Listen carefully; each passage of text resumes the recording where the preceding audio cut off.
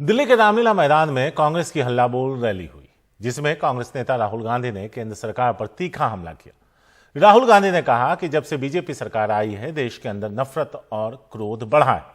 BJP और RSS के नेता देश को बांटते हैं, लोगों को डराते हैं, नफरत डर बढ़ाते हैं। राहुल गांधी ने कहा कि मोदी सरकार ने गरीबों को लाभ नहीं दिया, बल्कि दो पूंजीपतियों का ही देश का सारा फायदा दिया जा रहा है। राहुल गांधी ने महंगाई, खेती किसानी और बेरोजगारी पर केंद्र सरकार पर चोट की। कहा कि सरकारी एजेंसियों का जमकर दुरुपयोग भी हो रहा है, लेकिन वो ईडी की 55 घंटे की पूछताछ के बाद भी ईडी की किसी भी पूछताछ या कार्रवाई से नहीं डरते। राहुल गांधी ने कहा कि मीडिया पर सरकार का कंट्रोल है और प्रधानमंत्री पर दो उद्योगपतियों का कंट्रोल। यही वजह है कि एक ही देश में दो हिंदुस्तान बन गए हैं, एक गरीब मजदूर, किसान और बेरोजगारों का, और दूसरा हिंदुस्तान उद्योगपतियों का बन गया है।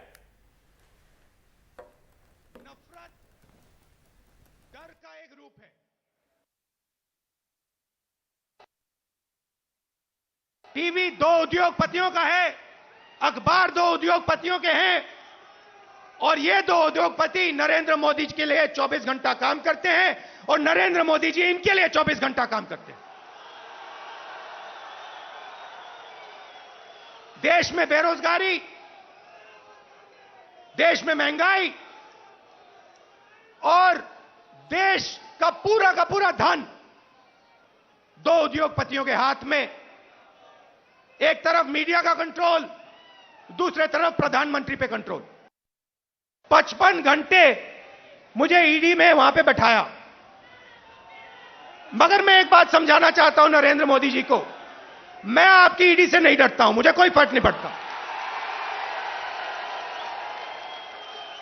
आप 55 घंटे करो, 100 घंटे करो, 200 घंटे करो, 500 घंटे करो, 5 साल करो, कोई फर्क नहीं पड़ता मुझे।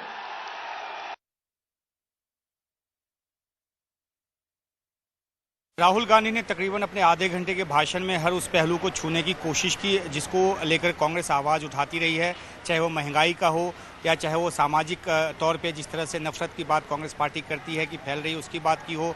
आपने जिस तरह से सुनाया अपने दर्शकों को कि किस तरीके से उद्योगपतियों को उन्होंने फिर से निशाने पर लिया, ईडी में जो उनकी पूछताछ हुई उस बात को भी उन्होंने उठाया और कहा कि हम डरते नहीं हैं। तो इन तमाम पहलुओं के जरिए राहुल गांधी जो हैं उन्होंने एक कनेक्ट बनाने की कोशिश की यहाँ पर, और कांग्रेस पार्टी का दावा है कि यहाँ इस पंडाल में तकरीबन 1 लाख लोग जो हैं वो मौजूद थे, जो कि देश के अलग अलग राज्यों से आए थे। तकरीबन 12 से 15 राज्यों के जो लोग हैं अधिकतर तादाद में यहाँ पर पहुँचे थे। देखना यह है कि जब यहाँ से उनके कार्यकर्ता, खासतौर पे कांग्रेस पार्टी के जो कार्यकर्ता हैं वो जाते हैं तो वो किस तरीके से लोगों के साथ संवाद करते हैं, क्योंकि राहुल गांधी ने अपने इसी भाषण में एक खास बात ये कही कि मीडिया पर भी प्रधानमंत्री मोदी का कंट्रोल है और उनकी बात जो है मीडिया दिखाती नहीं। और उन्होंने ही सॉल्यूशन बताया है कि अगर जनता तक पहुँचना है तो सीधे जनता के बीच जाना पड़ेगा। और ये बात राहुल गांधी ने पहली बार इस रैली में नहीं कही है।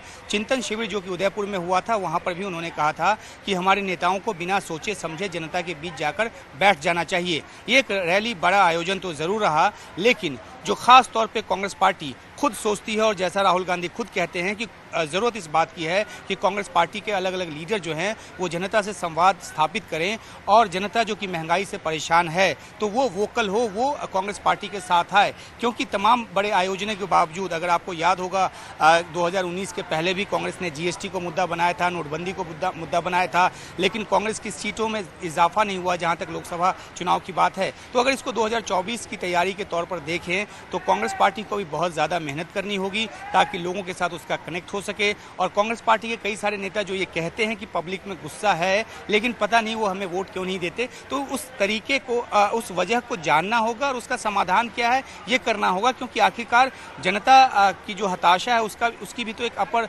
लिमिट होती है, एक सीमा होती है। तो कांग्रेस पार्टी को इस रणनीति के तौर पर काम करने की जरूरत है। और एक आखिर में जो बहुत अहम बात राहुल गांधी ने कही भाषण के बिल्कुल आखिर में, ये कहा कि तमाम जो विपक्षी पार्टियां हैं वो मिलकर आगे बढ़ेंगी साथ।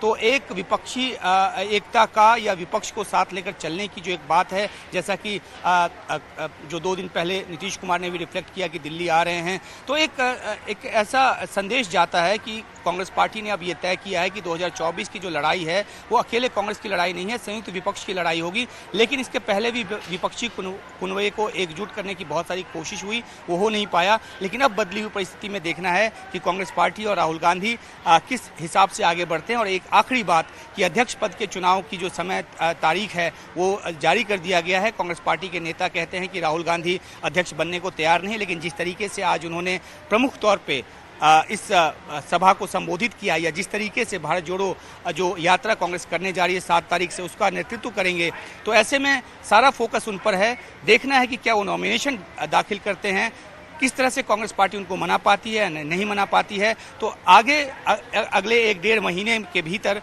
कांग्रेस पार्टी के पुल के नीचे से बहुत ज़्यादा पानी बहना बाकी है और फिर एक सूरत हाल समझ में आएगी कि कांग्रेस पार्टी आखिर क्या दिशा लेगी।